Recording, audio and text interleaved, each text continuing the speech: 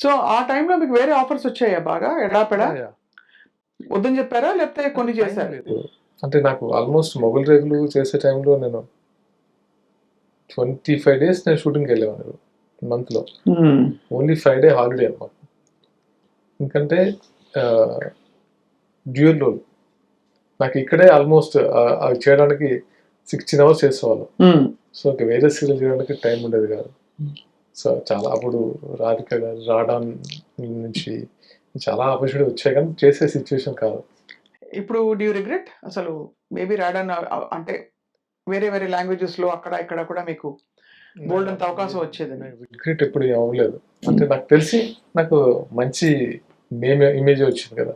Like అంటే ఇప్పటికి still ఈ అవును. రోజుకి మొగలి రేకులు చూస్తున్నారు. ఈ రోజుకి నాకు అప్పుడు ఎలా నన్ను రిసీవ్ చేసుకున్నారో పీపుల్ ఇప్పటికీ అలానే నన్ను ఎఫెక్షన్‌గా చూస్తున్నారు. ఇంకా నాకు అది రిగ్రెట్ అనిపించలేదు. అప్పటి మీ సమకాలీకులు ఎవరు? అచ్యుత్ గారు వాళ్ళందరూ కొంచెం సీనియరా మీకంటే? చాలా సీనియర్స్. చాలా సీనియర్స్. చాలా సీనియర్స్ అదే. ఆ! కానీ అప్పటికి వాళ్ళంటే సీరియల్స్ మొదలయ్యి మనకి దాదాపు టీవీ సీరియల్స్‌లో వాళ్ళు కొంచెం ఒక అంటే అప్పటికి అఫ్‌కోర్స్ అచ్యుతరావు గారు, తర్వాత అశోక్ రావు గారు, అశోక్ కుమార్ గారు అది చాలా ఇప్పుడు సీనియర్. నేను అదే. చిన్న పిల్లోడిని అవును. ఉన్నది. నేను కూడా చిన్నప్పుడు అది. అది అక్కడ మీరు వింటూ చెప్తుంది.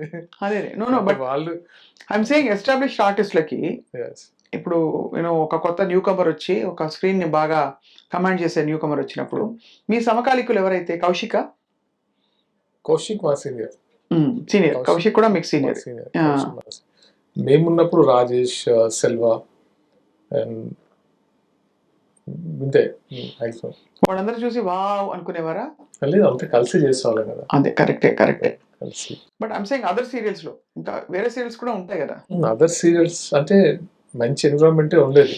అంటే చిన్న చిన్న ప్రొఫెషనల్‌గా ఏదో చిన్న చిన్నవి ఉంటాయి కానీ నాకు పెద్ద ఎవరితో నాకు పెద్ద అంటే మీకెప్పుడు అటాచ్‌మెంట్ ఏం పర్సనల్ లేదు. అటాచ్‌మెంట్ పర్సనల్ కూడా లేదు. హ్మ్. ప్రొఫెషనల్‌గా ఏదైనా అంతే తప్పితే అది కూడా నేను పట్టించుకునేవాడిని కాదు. ఆ నాకు పెద్దగా టైంలో ఇష్టం ఉండదు అవన్నీ. అవును. నా అంతే వర్క్ కదా! చేశానా నేను అసలు యాక్చువల్‌గా చాలా తక్కువ మందితో ఇండస్ట్రీలో అంటే ఇప్పటికీ బిందు నాయుడు గారు, మంజుల నాయుడు గారు అండ్ జనార్దన్ అంటే ఆ ప్రొడ్యూసర్ ఆ టీంతో కలుస్తుంటాం కానీ ఆర్టిస్టులతో పెద్ద ఉండేది కాదు. హ్మ్. నాకు డిఫరెంట్ అప్లికేషన్స్ ఉండేవి నా బిజినెస్ అనో సంథింగ్ బిజినెస్ ఏం చేసేవారు?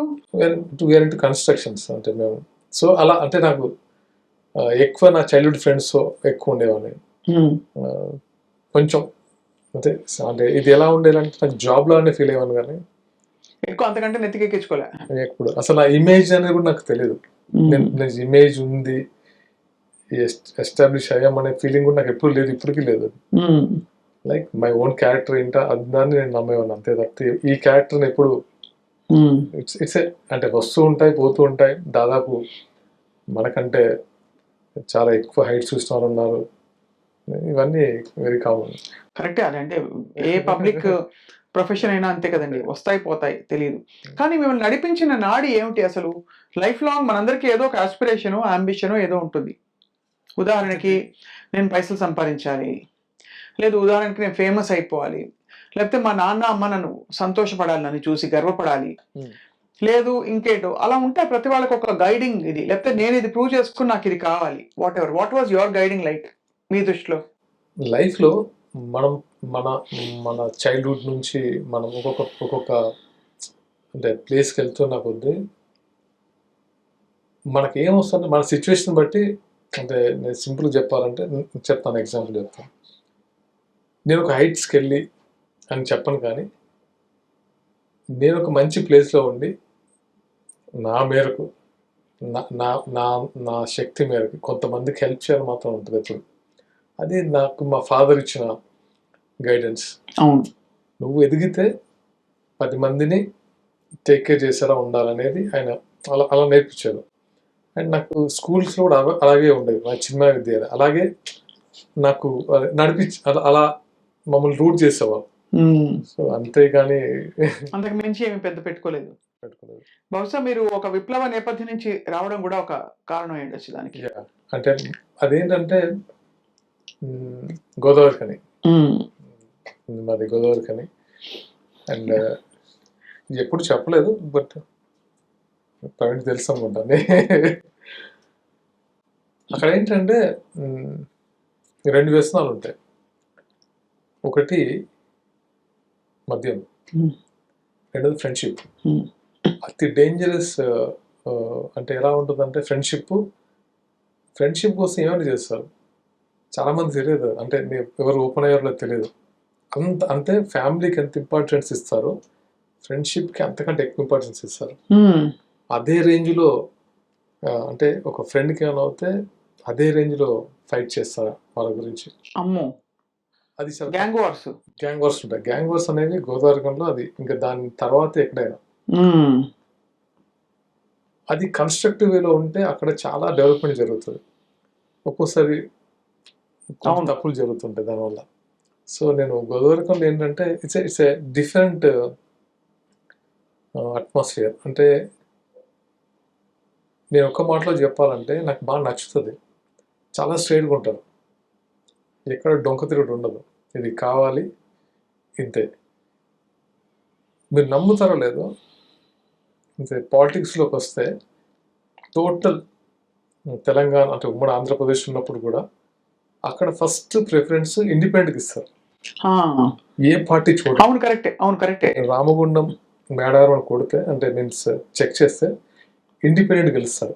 ఎక్కువ లెఫ్ట్ పార్టీలు కూడా ఎక్కువ బాగా అంతే, లెఫ్టిజం ఎక్కువ ఉంటుంది. అంటే అందరికీ ఆ భావజాలం ఎక్కువ ఉంటుంది. అండ్ ఎవరికి భయపడరు. సో చాలా స్ట్రైట్గా ఉంటారు. అండ్ ఆ ఎన్విరాన్మెంట్కి రెండు అంటే మనకి మంచి సర్కిల్ దొరికి మంచి ప్లేస్లో ఉంటే పర్లేదు, లేకపోతే ఇంకొక రూట్లో వెళ్ళిపోతారు. చాలామంది నేను చూస్తున్నప్పుడు చాలామంది చూసి బాధ వేసేది. మంచి క్యారెక్టర్ ఉంటుంది, క్షణికావేశం తప్పులు చేస్తుంటారు, చాలా ఇబ్బందులు పడుతుంటారు, ఫ్యామిలీస్ ఇబ్బంది పడుతుంటారు. ఇలా కాదు, కానీ ఇప్పుడు చాలా మారింది. ఇప్పుడు అప్పుడు మేము ఉన్నప్పుడు కంటే ఇప్పుడు మారింది. మమ్మల్ని కూడా మా ఫాదర్ అందుకే ఎక్కడో అంటే అది మాది వేరే డిఫరెంట్ స్టోరీ. ఆంధ్ర గుంటూరులో పంపించేసి చదువుకోమని చెప్పడం ఇవన్నీ చాలా మంది చేస్తుంటారు. ఏదో ఐ లైక్ దట్.